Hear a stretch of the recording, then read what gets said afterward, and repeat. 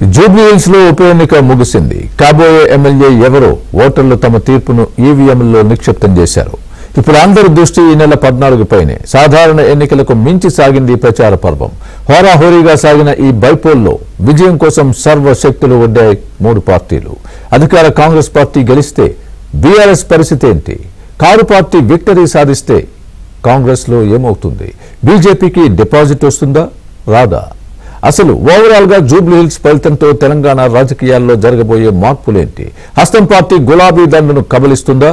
BRS ఓడితే నేతలు car దిగి జాతీయ పార్టీల వైపు పరుగులు తీస్తారా? కేసీఆర్ అంతకు మించి ఏమైనా రాజకీయ అస్త్రం ప్రయోగిస్తారా?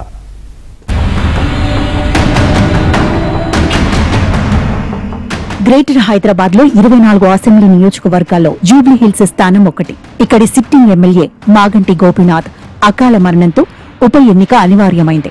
ఈ బైపోల్ను పార్టీలన్నీ ఛాలెంజ్గా తీసుకున్నాయి. రాష్ట్ర రాజకీయాలన్నీ జూబ్లీహిల్స్ చుట్టూ పరిభ్రమించాయి. గల్లీ నుంచి ఢిల్లీ దాకా, ఆదిలాబాద్ నుంచి పాలమూరు దాకా నేతలంతా జూబ్లీహిల్స్ లో తిష్టవేశారు. ఒక్క మాటలో చెప్పాలంటే తెలంగాణ పొలిటికల్ హెడ్ క్వార్టర్ గా మార్చేశారు. పొరుగు రాష్ట్రమైన ఏపీలోనూ జూబ్లీహిల్స్ లో గెలుపెవరిది అనే ఆసక్తికర చర్చ ఊరూరా సాగుతోంది. ఇక కాంగ్రెస్ నుంచి ముఖ్యమంత్రి రేవంత్ రెడ్డితో పాటు మంత్రులు, ఇతర ప్రజాప్రతినిధులు, బీఆర్ఎస్ నుంచి వర్కింగ్ ప్రెసిడెంట్ కేటీఆర్, హరీష్ రావు సహా ఆ పార్టీ నేతలు, బీజేపీ నుంచి కేంద్ర మంత్రులు కిషన్ రెడ్డి, బండి సంజయ్ సహా ఎంపీలు, ఎమ్మెల్యేలు, ఇతర సీనియర్లు గల్లీ గల్లీ తిరిగారు. తమ పార్టీని గెలిపించాలని ఇంటింటి ప్రచారం చేశారు.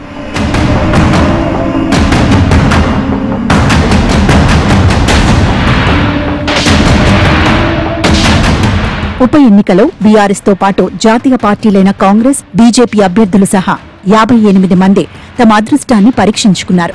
ఉప ఎన్నిక షెడ్యూల్ కు ముందు నుంచే వ్యూహాత్మకంగా వ్యవహరించింది అధికార కాంగ్రెస్. సీఎం రేవంత్ రెడ్డి స్వీయ పర్యవేక్షణలో బైపోల్ వ్యూహ రచన చేశారు. కాంగ్రెస్ అభ్యర్థిగా బీసీ వర్గానికి చెందిన నవీన్ యాదవ్ ను ఖరారు చేశారు. ఆ పాటికే జూబ్లీహిల్స్ నుంచి ఎంఐఎం తరపున పోటీ చేసి ఓడిపారు నవీన్ యాదవ్. అసెంబ్లీ ఎన్నికల ఫలితాల తర్వాత కాంగ్రెస్ లో చేరారు. స్థానిక సంస్థల ఎన్నికల్లో 42% బీసీలకు రిజర్వేషన్లు కల్పిస్తూ అసెంబ్లీలో తీర్మానం చేసింది రేవంత్ సర్కార్. అందుకే బీసీ వర్గానికి చెందిన నవీన్ యాదవ్ అభ్యర్థిత్వం ఖరారు కావడం కాంగ్రెస్ లో కొత్త ఉత్సాహం నింపింది. డివిజన్ల వారీగా మంత్రులకు బాధ్యతలు అప్పగించారు సీఎం రేవంత్ రెడ్డి.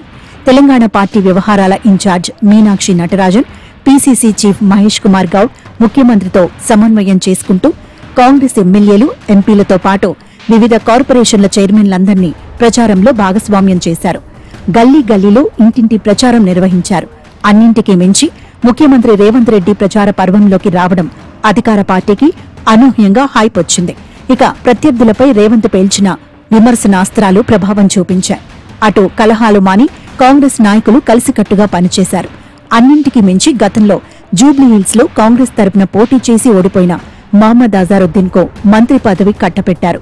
ఈ పరిణామం జూబ్లీహిల్స్ గెలుపులో కాంగ్రెస్ కు కలిసి వస్తుందని భావిస్తున్నారు. గత 15 ఏళ్లుగా కాంగ్రెస్ పార్టీకి ఛాన్స్ ఇవ్వలేదని, ఈసారి తమకు ఒక్క ఛాన్స్ ఇస్తే జూబ్లీహిల్స్ నియోజకవర్గాన్ని అన్ని విధాలా అభివృద్ధి చేస్తామని రేవంత్ సహా మంత్రులు హామీ ఇచ్చారు.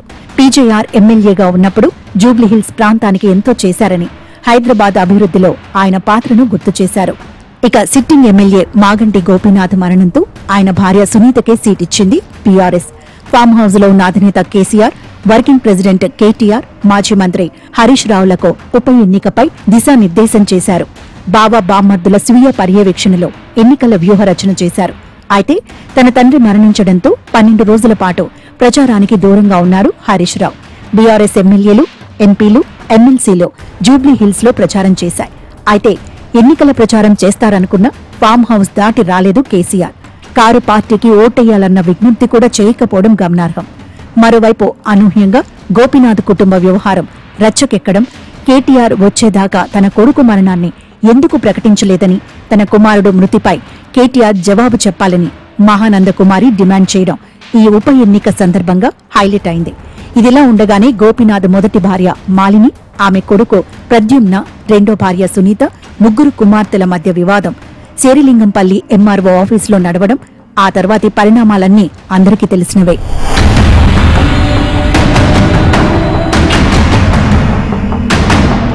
ఇక సికింద్రాబాద్ ఎంపీ స్థానం పరిధిలో భాగమైన జూబ్లీహిల్స్ లో ఈసారి గెలిచి తీరాలన్న ఉక్కు సంకల్పంతో పనిచేసింది బీజేపీ. గతంలో పోటీ చేసి ఓడిన దీపక్ రెడ్డికి ఈసారి టికెట్ ఇచ్చింది. కేంద్ర మంత్రులు కిషన్ రెడ్డి, బండి సంజయ్తో పాటు బీజేపీ ఎంపీలు, ఎమ్మెల్యేలు, ఎమ్మెల్సీలు, సీనియర్ నేతలు బస్తీలో ప్రచారం చేశారు. బీఆర్ఎస్, కాంగ్రెస్ ఒక్కటే అని, బీజేపీకి ఒక్క ఛాన్స్ ఇవ్వాలని ఓటర్లకు విజ్ఞప్తి చేశారు. తెలంగాణ రాష్ట్రానికి, హైదరాబాద్ అభివృద్ధికి కేంద్రం ఇచ్చిన నిధులను ప్రచారంలో ప్రస్తావించారు. అయితే అభ్యర్థి ఎంపిక విషయంలో కాస్త ఆలస్యం అయిందన్న చర్చ ఆ పార్టీలోనే కొనసాగింది. కాంగ్రెస్, బీఆర్ఎస్లలాగా బీజేపీ అంత దూకుడుగా ప్రచారం చేయలేదనే విశ్లేషణలు వినిపించాయి. జూబ్లీహిల్స్ ఉప ఎన్నిక పూర్తయింది. ఈ నెల 14న ఫలితం వస్తుంది. ఏ పార్టీని విజయం వరిస్తుందో అని తెలుగు రాష్ట్రాల్లో ఉత్కంఠ రేపుతున్నాయి. జూబ్లీహిల్స్ లో అధికార కాంగ్రెస్ గెలిస్తే బీఆర్ఎస్ పరిస్థితి ఏంటి? కారు పార్టీ విక్టరీ సాధిస్తే కాంగ్రెస్ లో ఏం జరుగుతుంది? కాంగ్రెస్, బీఆర్ఎస్ చెప్పినట్టు బీజేపీకి డిపాజిట్ రాకుంటే కమలం పార్టీ ఫ్యూచర్ ఏంటి? ఒకవేళ కాంగ్రెస్ విజయం సాధిస్తే కారులో కుదుపులు తప్పవా? గులాబీ దండును హస్తం పార్టీ కవలిస్తుందా?